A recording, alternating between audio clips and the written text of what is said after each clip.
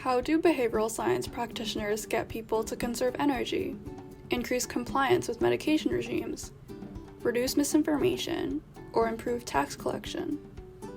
They do so by designing behaviorally informed interventions, like redesigned touchpoints, new apps or programs, or reminders. Interventions are based on previously published success stories. However, we now know that an intervention that worked in one context might not be as successful in another one. This book presents the behind the scenes of 17 behavior change projects in domains including financial decision making, health, energy conservation, development, reducing absenteeism, diversity and inclusion, and reducing fare evasion.